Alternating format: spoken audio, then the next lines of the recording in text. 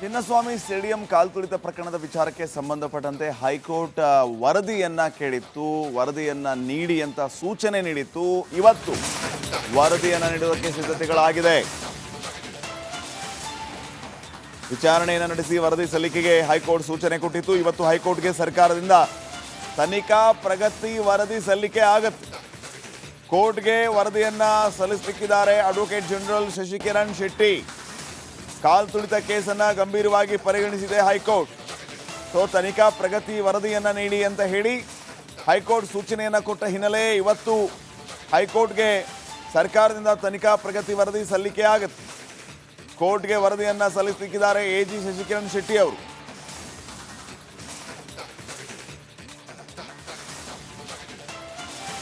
ಹಾಗಿದ್ರೆ ಹೈಕೋರ್ಟ್ ಹಾಕಿದಂಥ ಪ್ರಶ್ನೆಗಳಿಗೇನು ಅನ್ನೋದನ್ನು ನಾವು ನೋಡ್ತಾ ಹೋಗೋಣ. ನಂಬರ್ 1, ವಿಜಯೋತ್ಸವಕ್ಕೆ ನಿರ್ಧಾರ ಮಾಡಿದ ಯಾರು ಮತ್ತು ಯಾವಾಗ? ಪ್ರಶ್ನೆ ನಂಬರ್ 2, ಸಂಚಾರ ನಿಯಂತ್ರಣಕ್ಕೆ ಯಾವ ಕ್ರಮ ಕೈಗೊಳ್ಳಲಾಗಿತ್ತು ಟ್ರಾಫಿಕ್ ಜಾಮ್ ವಿಚಾರವಾಗಿ? ನಂಬರ್ 3, ಸಾರ್ವಜನಿಕರ ನಿಯಂತ್ರಣಕ್ಕೆ ಏನೆಲ್ಲ ಕ್ರಮ ಕೈಗೊಂಡಿದ್ರಿ?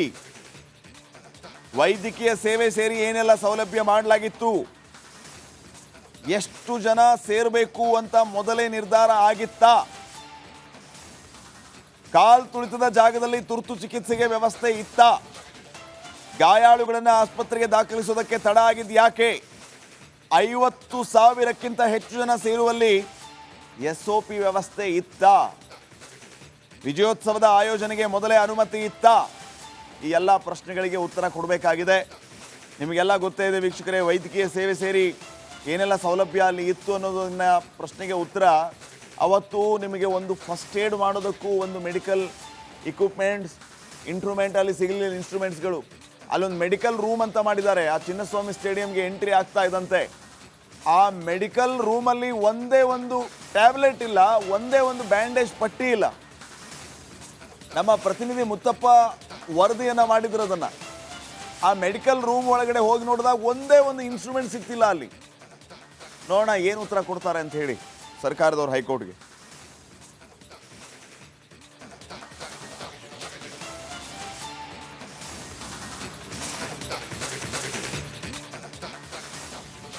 ಚಿನ್ನಸ್ವಾಮಿ ಸ್ಟೇಡಿಯಂ ಕಾಲ್ತುಳಿತ ಪ್ರಕರಣದ ವಿಚಾರಕ್ಕೆ ಸಂಬಂಧಪಟ್ಟಂತೆ ಹೈಕೋರ್ಟ್ ವರದಿಯನ್ನ ಕೇಳಿತ್ತು. ವರದಿಯನ್ನ ನೀಡಿ ಅಂತ ಸೂಚನೆ ನೀಡಿತ್ತು. ಇವತ್ತು ವರದಿಯನ್ನ ನೀಡುವುದಕ್ಕೆ ಸಿದ್ಧತೆಗಳಾಗಿದೆ. ವಿಚಾರಣೆಯನ್ನು ನಡೆಸಿ ವರದಿ ಸಲ್ಲಿಕೆಗೆ ಹೈಕೋರ್ಟ್ ಸೂಚನೆ ಕೊಟ್ಟಿತ್ತು. ಇವತ್ತು ಹೈಕೋರ್ಟ್ಗೆ ಸರ್ಕಾರದಿಂದ ತನಿಖಾ ಪ್ರಗತಿ ವರದಿ ಸಲ್ಲಿಕೆ ಆಗುತ್ತೆ. ಕೋರ್ಟ್ಗೆ ವರದಿಯನ್ನ ಸಲ್ಲಿಸಲಿಕ್ಕಿದ್ದಾರೆ ಅಡ್ವೊಕೇಟ್ ಜನರಲ್ ಶಶಿಕಿರಣ್ ಶೆಟ್ಟಿ.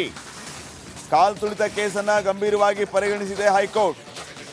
ತನಿಖಾ ಪ್ರಗತಿ ವರದಿಯನ್ನು ನೀಡಿ ಅಂತ ಹೇಳಿ ಹೈಕೋರ್ಟ್ ಸೂಚನೆಯನ್ನು ಕೊಟ್ಟ ಹಿನ್ನೆಲೆ ಇವತ್ತು ಹೈಕೋರ್ಟ್ಗೆ ಸರ್ಕಾರದಿಂದ ತನಿಖಾ ಪ್ರಗತಿ ವರದಿ ಸಲ್ಲಿಕೆ ಆಗುತ್ತೆ. ಕೋರ್ಟ್ಗೆ ವರದಿಯನ್ನು ಸಲ್ಲಿಸಲಿಕ್ಕಿದ್ದಾರೆ ಎಜಿ ಶಶಿಕಿರಣ್ ಶೆಟ್ಟಿ ಅವರು.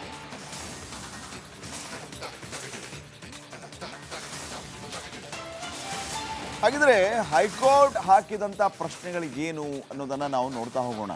ನಂಬರ್ 1, ವಿಜಯೋತ್ಸವಕ್ಕೆ ನಿರ್ಧಾರ ಮಾಡಿದ ಯಾರು ಮತ್ತು ಯಾವಾಗ? ಪ್ರಶ್ನೆ ನಂಬರ್ 2, ಸಂಚಾರ ನಿಯಂತ್ರಣಕ್ಕೆ ಯಾವ ಕ್ರಮ ಕೈಗೊಳ್ಳಲಾಗಿತ್ತು ಟ್ರಾಫಿಕ್ ಜಾಮ್ ವಿಚಾರವಾಗಿ? ನಂಬರ್ 3, ಸಾರ್ವಜನಿಕರ ನಿಯಂತ್ರಣಕ್ಕೆ ಏನೆಲ್ಲ ಕ್ರಮ ಕೈಗೊಂಡಿದ್ರಿ? ವೈದ್ಯಕೀಯ ಸೇವೆ ಸೇರಿ ಏನೆಲ್ಲ ಸೌಲಭ್ಯ ಮಾಡಲಾಗಿತ್ತು? ಎಷ್ಟು ಜನ ಸೇರಬೇಕು ಅಂತ ಮೊದಲೇ ನಿರ್ಧಾರ ಆಗಿತ್ತಾ? ಕಾಲ್ ತುಳಿತದ ಜಾಗದಲ್ಲಿ ತುರ್ತು ಚಿಕಿತ್ಸೆಗೆ ವ್ಯವಸ್ಥೆ ಇತ್ತ? ಗಾಯಾಳುಗಳನ್ನು ಆಸ್ಪತ್ರೆಗೆ ದಾಖಲಿಸುವುದಕ್ಕೆ ತಡ ಆಗಿದ್ದು ಯಾಕೆ? 50,000ಕ್ಕಿಂತ ಹೆಚ್ಚು ಜನ ಸೇರುವಲ್ಲಿ SOP ವ್ಯವಸ್ಥೆ ಇತ್ತ? ವಿಜಯೋತ್ಸವದ ಆಯೋಜನೆಗೆ ಮೊದಲೇ ಅನುಮತಿ ಇತ್ತ? ಈ ಎಲ್ಲ ಪ್ರಶ್ನೆಗಳಿಗೆ ಉತ್ತರ ಕೊಡಬೇಕಾಗಿದೆ. ನಿಮಗೆಲ್ಲ ಗೊತ್ತೇ ಇದೆ ವೀಕ್ಷಕರೇ, ವೈದ್ಯಕೀಯ ಸೇವೆ ಸೇರಿ ಏನೆಲ್ಲ ಸೌಲಭ್ಯ ಅಲ್ಲಿ ಇತ್ತು ಅನ್ನೋದನ್ನ ಪ್ರಶ್ನೆಗೆ ಉತ್ತರ.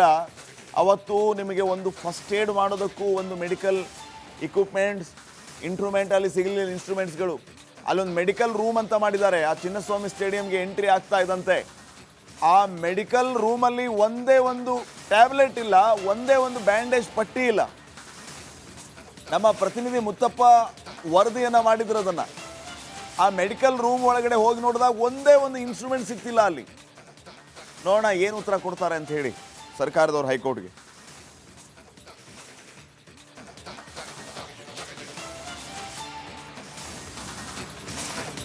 ಪಾಲಿಸಿಗಳನ್ನ ತೆಗೆದುಕೊಂಡಿದ್ರು. ಆದರೆ ಎಲ್ಲವನ್ನು ತಾಳೆ ಹಾಕಿ ನೋಡಿದಾಗ ಸರ್ಕಾರದ ವೈಫಲ್ಯ ಸ್ಪಷ್ಟವಾಗಿ ಕಾಣಿಸ್ತಾ ಇದೆ. ಇಲ್ಲಿ ಒಬ್ಬರ ಮೇಲೆ ಒಬ್ಬರು ಗೂಬೆ ಕೂರಿಸುವಂಥ ಕೆಲಸಗಳು ಆಗ್ತಾ ಇದೆ ಅನ್ನೋಂಥದ್ದು.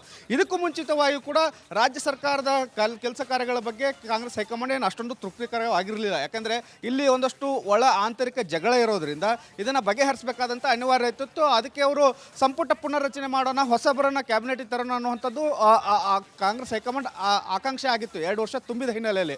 ಆದರೆ ಸಿ ಎಂ ಸಿದ್ದರಾಮಯ್ಯ ಅವರು 2.5 ವರ್ಷ ಆಗುವವರೆಗೂ ಯಾವುದೇ ಬದಲಾವಣೆ ಬೇಡ, ನಾನು ಎಲ್ಲವನ್ನು ಮ್ಯಾನೇಜ್ ಮಾಡಿಕೊಂಡು ಎಲ್ಲವನ್ನು ಸರ್ಕಾರವನ್ನು ಸುಗಮವಾಗಿ ನಡೆಸ್ತೇನೆ ಅನ್ನುವಂಥ ಮಾತುಗಳನ್ನು ಹೇಳಿದರು. ಆದರೆ ಈಗ ಪರಿಸ್ಥಿತಿ ಬದಲಾಗಿದೆ. ಇಲ್ಲಿ ಸಾಕಷ್ಟು ಗೊಂದಲಗಳಾಗಿದ್ದಾವೆ. ಒಬ್ಬರ ಮೇಲೆ ಒಬ್ಬರು ಕೆಸರಚಾಟ ನಡೀತಾ ಇದೆ. ಒಂದಷ್ಟು ಸಚಿವರು ನಿಷ್ಕ್ರಿಯರಾಗಿದ್ದಾರೆ. ಅವರ ಬದಲಾವಣೆ ಆಗಬೇಕನ್ನುವಂಥ ಕೂಗುಗಳು ಕಾರ್ಯಕರ್ತರಿಂದ ಬಲವಾಗಿ ಕೇಳಿ ಬರ್ತಾ ಇದೆ. ಎಲ್ಲ ಗೊಂದಲಗಳನ್ನು ಬಗೆಹರಿಸಿ ಸರ್ಕಾರ ಸುಗಮವಾಗಿ, ಅಂದರೆ ಇಡೀ ಭಾರತದಲ್ಲಿ ಬಲಿಷ್ಠವಾದ ಕಾಂಗ್ರೆಸ್ ಸರ್ಕಾರ ಇರತಕ್ಕಂಥದ್ದು ಕರ್ನಾಟಕದಲ್ಲಿ ಮಾತ್ರ. ಇಲ್ಲಿ ಕಳ್ಕೊಂಡ್ರೆ ಭಾರತದಲ್ಲಿ ಕಾಂಗ್ರೆಸ್ ಕಟ್ಟೋಕ್ಕೂ ಕೂಡ ಒಂದಷ್ಟು ಹಿನ್ನಡೆ ಆಗುತ್ತೆ ಅನ್ನುವಂಥದ್ದು ಮಹತ್ತರವಾದಂಥ ಅರಿವು ಕಾಂಗ್ರೆಸ್ ಹೈಕಮಾಂಡ್ಗೂ ಕೂಡ ಇದ್ದಂತೆ ಕಾಣಿಸ್ತಾ ಇದೆ. ಹೀಗಾಗಿ CM DCM ಅವ್ರನ್ನ ದಿಢೀರಾಗಿ ಬುಲಾವ್ ಕೊಟ್ಟಿರ್ತಕ್ಕಂಥದ್ದು ನೀವು ಗಮನಿಸಬಹುದು. ಶುಕ್ರವಾರ CM ಸಿದ್ದರಾಮಯ್ಯ ಅವರು ದೆಹಲಿಗೆ ಹೋಗಬಹುದು ಅನ್ನೋಂಥದ್ದಿತ್ತು. ಆದರೆ ಅದಕ್ಕೂ ಮುಂಚಿತವಾಗಿ ಕರೆಸ್ಕೊಂಡಿದ್ದಾರೆ ಅಂದರೆ ಬಹಳ ಗಂಭೀರವಾದಂಥ ವಿಚಾರಗಳು ಚರ್ಚೆ ಆಗ್ತಾ ಇದೆ ಅನ್ನೋಂಥದ್ದು. ಒಂದು MLCಗಳ ಅಕೈರಿ ಮಾಡಬೇಕಾಗಿದ್ದಂಥದ್ದು ಈಗಾಗಲೇ ಪಟ್ಟಿ ರಾಜ್ಯಪಾಲರಿಗೆ ಕಳಿಸಲಾಗಿತ್ತು.